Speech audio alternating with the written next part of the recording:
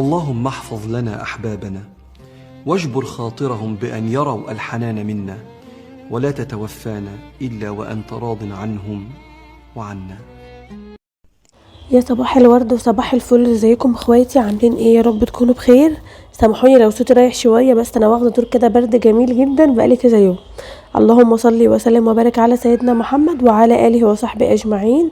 بصوا بقى، انا صحيت كده قلت اعمل لهم بقى افطار فاخر، قلت بقى اعمل لهم مسقعه، وانا عندي فول واعمل بطاطس مهروسه واظبطهم بقى كده، واعمل لهم كمان بيض. هعمل لهم بقى افطار حلو كده، دلعهم شويه، انا بقالي كتير ما دلعتهمش.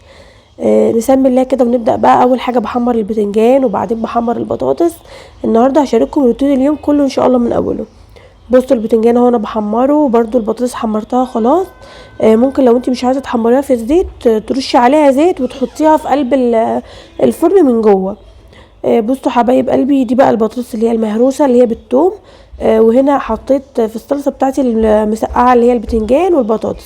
هنروح بقى نفطر، وان شاء الله بعد ما نفطر هنقوم بقى نشوف اللي ورانا في الشقه وكده. لو انت اول مره تشوفيني يا ست الكل انت وهي، اشتركي في قناتي وفعلي زر الجرس، واشتركي عندي على صفحتي على الفيسبوك وعلى التيك توك. هسيب لكم اللينك كل الحاجات بتاعتي دي في صندوق الوصف او في تعليق مثبت يعني. بصوا بقى، انا خليت فرح تساعدني، قلت لها يلا تعالي شيلي معايا الحاجات اللي في البلكونه دي عشان انضفها. دخلت لقيتها مليانه تراب كتير كتير، والدنيا بصوا مليانه تراب. جبت الفرشه بتاعتي بقى بتاعه التراب دي اللي بنضف بيها، جميله قوي.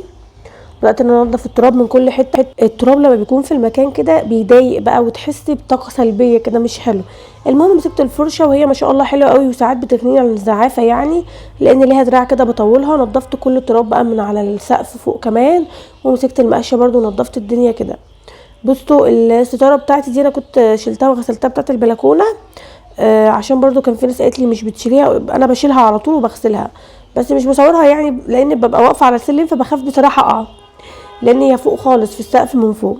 المهم اخواتي هنا مسكت بقى الفرشه بتاعتي ونضفت كل التراب من على السور كمان، وفرح برضو كانت عماله واقفه تساعدني كده.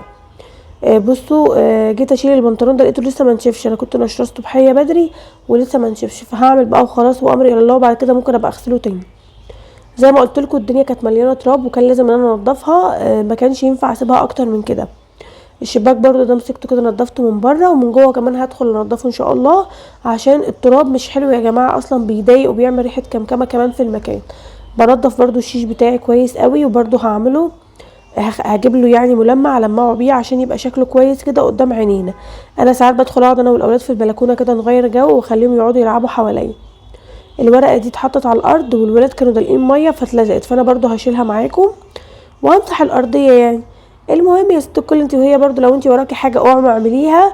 وعايزاكم بس بقى طلب صغير منكم، تذكروا الله في التعليقات تحت الفيديو لعلها تكون صدقه جاريه ليكم، وكمان تدعوا لي ان ربنا يشفيني انا وولادي، لان احنا بصوا واخدين دور جامد جدا الحمد لله على كل شيء يعني.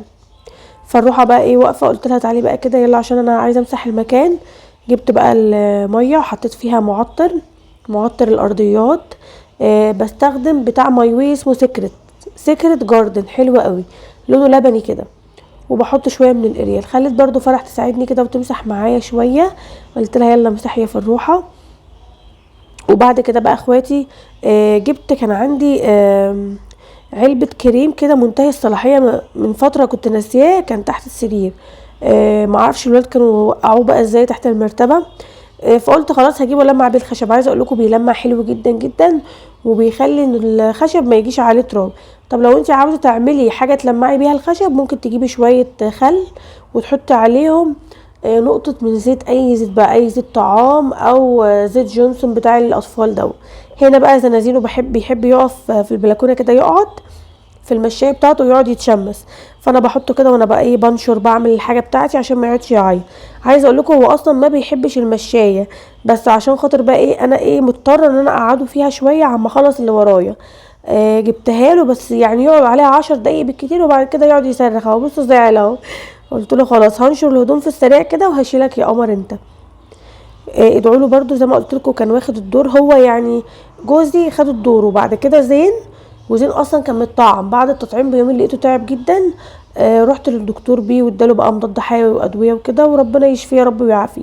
المهم هنا بقى انشر الهدوم بتاعتي، واخلص كل اللي ورايا، عشان برضو ورايا حاجات في المطبخ عايزه اعملها معاكم. عندي شويه هدوم كده زي ما قلت لكم، غسلتها في الاوتوماتيك وبس على كده. يعني ايه، بصوا روتين كده ظريف وخفيف.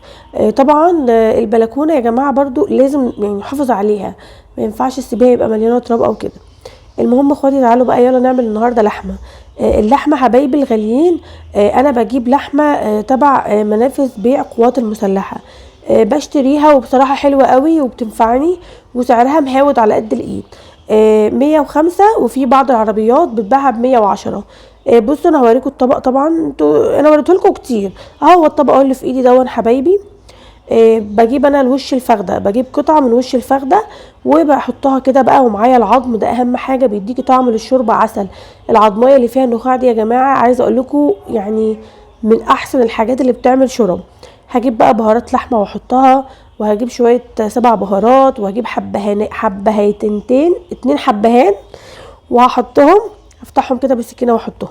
وهعمل بقى شويه محشي. انا عندي هنا الصلصه بتاعتي جاهزه اهون، واحط عليها الرز، واحط عليها البهارات بتاعتي اللي هي كمون وكزبره ناشفه وفلفل اسمر وبابريكا ومرق الدجاج، وهقلب كله بقى مع بعضه واحط الخضره. المحشي انا بحبه جدا مع اللحمه بصراحه، بيبقى حلو قوي. ادي بهارات اللحمه هي حطيتها، وهقلب بقى كله مع بعضه. عايزه اقول لكم الريحه تجنن. العظم ده يا جماعه مهم جدا للجسم. يعني شوربه اللحمه لما بتعملي فيها عظميه كده بتبقى دسمه وحلوه قوي. انا ما حطيتش ولا نقطه زيت، وهوريكم قد ايه ان الشوربه دسمه وجميله. المهم هقعد بقى الف المحشي حبايبي الغاليين، وبعد كده بقى هوريلكم بعد ما خلصت ايه هسقيه بقى بالشوربه بتاعتي. بصوا الشوربه تقيله وما شاء الله وجامده ازاي.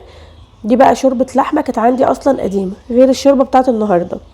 حطيت فيها شويه صلصه كده، معلقتين من الصلصه اللي هي العلب دي الجاهزه. وادي الشوربه بصوا يا جماعه جامده جدا. كان في بالي النهارده اعمل ورق عنب بس مش هلحق، يا دوبك بس كفايه قوي المحشي عليا النهارده اللي هو الكرنب. الورق العنب بقى هسلقه كده بشويه ملح كده وميه مغليه وعليها شويه ملح وكمون، وعلى كده حلو قوي. بصوا بقى دلوقتي هحط المحشي بتاعي في الطبق اهو. بصوا بقى جوزي داخل يكلمني، لا رصيلي المحشي يا عم هو حلو كده وانا بغرفه، لا عمال بقى يتكلم. قلت له حاضر هرصهولك في الطبق رصه حلو. خلاص انت تؤمر يا جميل، مش هنتعارك. المهم هرصه بقى كده في الطبق بطريقه حلوه. عايزه اقول لكم طعمه يجنن، بس سخن قوي بقى بجد يا جماعه. طبق محشي بقى خطير، وعامله فيه بتنجان وعامله فيه كوسه وفلفل. طبق محشي كده ملوش حل، حدوته. ارمي له كارت يا حدوته. المهم خلصت بقى المحشي وخليته كده عسل ابيض. وحطيته بقى في الطبق، رصته حلوه. ممكن تجيبي طماطميه وتحطيها فوق، تدي برده منظر. بس انا بقى زي ما قلت لكم التعب كان ملهيني. العضميه كمان هوريها لكم دلوقتي من قريب. عايزه اقول لكم حلوه قوي. بصوا جوزي عمال جه جنبي قاعد ياكل. غرفت الشوربه وحطيت شويه مخلل. وكده خلاص ده المحشي بتاعنا اهو. عايزه اقول لكم يا حبيبي المحشي استوى. تيرارا اديني صباعين في الهوا. بصوا النخاع اللي جوه ده مفيد جدا بقى زي ما قلت لكم. انا ما بحبش اكله بس جوزي بيحبه، وهو عامه في الشوربه. فانا هشرب الشوربه بتاعتي. حطيت ليمون اللي مخلي الشوربه دسمه كده وتحسوا انه عليها زي زيت كده. العظم بتاعي عايزه اقول لكم اللحمه استوت وحلوه قوي. اللي يقول لك اللحمه اللي هي المجمده ما بتستويش، لا بتستوي وحلوه وعلى قد فلوسنا. انا اروح اجيب الكيلو ب 400 جنيه ليه؟ انا جايبه على قد فلوسي وطعمها حلو والله يا جماعه، حلوه قوي ما فيش فيها اي حاجه. وادي المحشي بتاعنا والمخلل الجميل، وعملت شويه بطاطس شيبسي. وكده خلاص يا حبايبي خلصنا الاكل بتاعنا الجميل. حطوا لي بقى لايك حلو على الاكل الحلو دون. حطيت شويه برده بهارات كده في طبق عشان لو حد حابب ان مثلا الملح قليل، لان انا دايما مش بكتر الملح في الاكل بتاعي، بحط الملح على قد خالص. عايزه اقول لكم اللحمه دايبه مستويه لابعد حاجه، يعني مستويه جدا وحلوه. خدت معايا قد ايه على النار بالظبط؟ خدت معايا ساعه ونص وكانت مستويه وحلوه قوي ما شاء الله. الله اكبر الاكل النهارده جميل. نروح بقى ناكل، وكمان روقنا النهارده البلكونه. بصوا بقى يا حبايبي ان شاء الله هعمل لكم روتينات الفتره اللي جايه كتير. اتمنى الفيديو يكون عجبكم. سلام.